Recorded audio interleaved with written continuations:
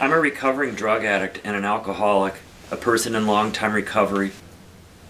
On June 26, 2006, I was a broken and isolated man who no longer wanted to live, who couldn't imagine life drunk or sober, who just couldn't imagine living anymore.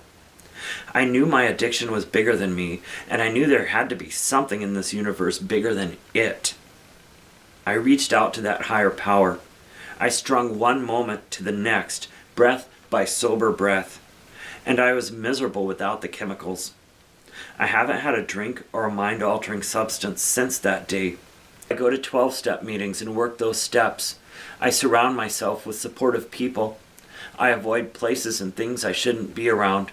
I pray and meditate. I help others and ask for help when I need it. I do my best to live in a way that makes up for the things I've done in the past. Running doesn't keep me sober. That's not how this works, but it does help me connect to that spiritual life which keeps me sober. I find that there is a lot of people who deal with mental illness, with addiction, eating disorder, those kind of things, drawn to that long running game, probably because it takes an obsessive type of mind, probably because you really have to get to know yourself. When you go out and run for 6 hours, after 3 or 4, you feel like you can go forever. The wanting to stop, but keep working through it, that kind of thing. Even when it's really hurting. It's so beautiful out there in the middle of the night.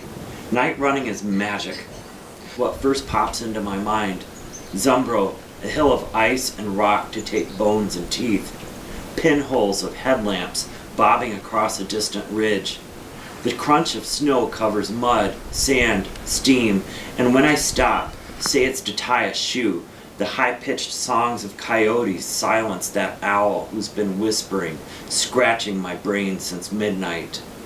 Superior, stars so thick I could grab handfuls from that sky.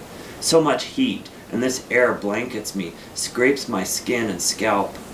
Water tumbles rocks far below, and bats flit through that setting moon, red as a burning ember.